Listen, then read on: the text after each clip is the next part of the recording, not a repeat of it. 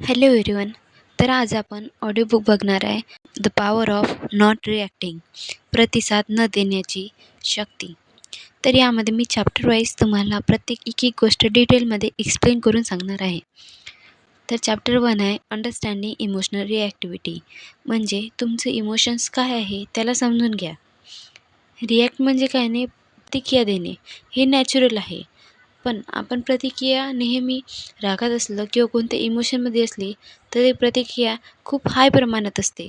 त्यामुळे थोडे शांत राहणे ही तुमच्या प्रतिक्रियेला प्रतिसादमध्ये कन्वर्ट करते.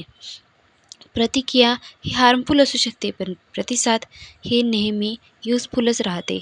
न विचार करता प्रतिसाद देणं तुमची एनर्जी कमी करते. त्यामुळे थोडं विचार करूनच तुम्ही प्रतिसाद द्यायला हवा, ना की प्रतिक्रिया. चॅप्टर 2 सायन्स बिहाइंड रिॲक्शन, रिॲक्शनच्या मागचं मनोविज्ञान. जसं आपल्या शरीरामध्ये अमेग्डाला नावाचं डोक्यातील ऑर्गन असतो, तो ट्रिगर करतो आपल्या इमोशन्स रिस्पॉन्सला. जसे की आपला ताण, तणाव, भीती आणि इगो यामुळे अमेग्डाला जास्त ॲक्टिव्ह होतो आणि तो आपल्याला रिॲक्शन देण्यासाठी मदत करतो.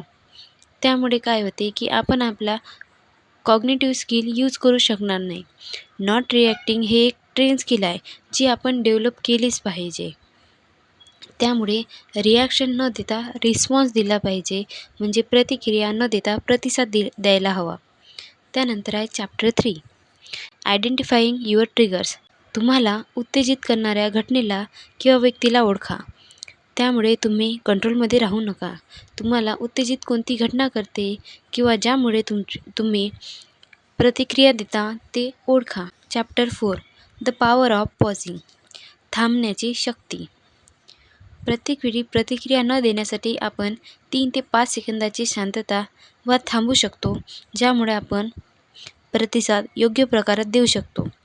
त्यासाठी आपण डीप ब्रीथिंग किंवा मोजणे किंवा मग ग्राउंडिंग अशा प्रकारच्या सवयीचा यूज करू शकतो.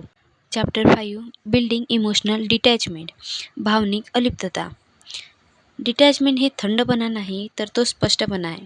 यामध्ये आपल्याला समजते की फॅक्ट आणि फिलिंग हे डिफरंट आहे आणि त्यांना वेगळंच ठेवायला हवं. इमोशनने विचार करून प्रतिक्रिया न देता त्यावर थोडं शांततेने विचार करायला हवा. चॅप्टर 6 मास्टरिंग द इगो, अहंकारावर नियंत्रण. इगो आपल्याला वाद, भांडण आणि स्वतःला योग्य सिद्ध करण्याकडे ढकलते. त्यामुळे आपल्याला इगोवर कंट्रोल करायलाच हवा. इगोवर कंट्रोल करून आपण अनावश्यक तणावातून आपल्याला मुक्ती मिळते. Chapter 7 choosing response over reaction, प्रतिक्रिया आणि प्रतिसाद यामधला फरक. तर प्रतिक्रिया ही अनकंट्रोल असते, आपल्या कंट्रोलमध्ये नसते, लवकरात लवकर असते आणि एकदम भावनिक असते. आणि त्या बदल्यात जो रिस्पॉन्स आहे, प्रतिसाद, तो कंट्रोल असतो, विचारपूर्वक असतो आणि आपली नियत त्यामध्ये व्यक्त होते. तर त्यामुळे प्रतिक्रिया आणि प्रतिसाद यामधला फरक आपल्याला जाणून घ्यायला हवा. त्यानंतर आहे चॅप्टर 8 सायलेन्स ॲज स्ट्रॅटेजी, शांतता आणि मौनाची शक्ती. तर यामध्ये आपण योग्य वेळी शांत राहणे ही कला बघतो. तर स्वतःला कसं शांत ठेवायचं ते यामध्ये आपण बघणार आहे. जसं एनर्जीला वाचवणे, ऑब्झर्व करणे दुसऱ्यांना आणि अननेसेसरी बॅटल्स अवॉइड करणे, ज्यामध्ये आपण फालतू गोष्टीकडे लक्ष न देता महत्त्वाच्या गोष्टीकडेच लक्ष देतो. Chapter 9 handling difficult people without reacting, कठीण लोकांशी कसे वागावे. तर कठीण लोकांशी आपल्याला वागण्यासाठी वैयक्तिक कोणतीही गोष्ट घेऊ नका. त्यानंतर आपली सीमारेषा पाळा, कमी बोलणे आणि जास्त पाहणे याकडे लक्ष ठेवा. Chapter 10 the art of letting go, सोडून देण्याची कला. यामध्ये आपण भूतकाळ, अपेक्षा किंवा नियंत्रणाची गरज जी आहे ती सोडून देतो. त्यामुळे आपल्याला योग्य प्रतिसाद देता येतो.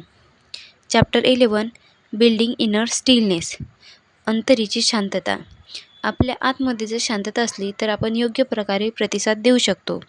त्यासाठी आपण मेडिटेशन करू शकतो, जर्नलिंग करू शकतो किंवा निसर्गात वेळ घालवू शकतो. त्याचप्रमाणे डीप ब्रीदिंग आणि एकांतात वेळ घालवणे ह्या काही अशा गोष्टी आहे ज्यामुळे आपल्या आंतरिक शांतता निर्माण होते. लास्ट चॅप्टर आहे chapter 12, creating a non reactive life.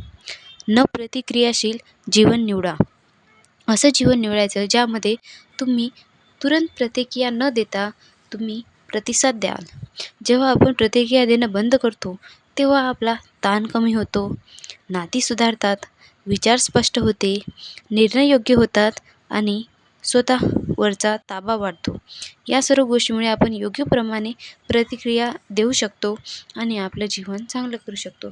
तुम्हाला असेच ऑडिओबुक आवडत असेल तर माझ्या चॅनलला नक्की लाईक सबस्क्राईब करा आणि कमेंट करा. थँक्यू.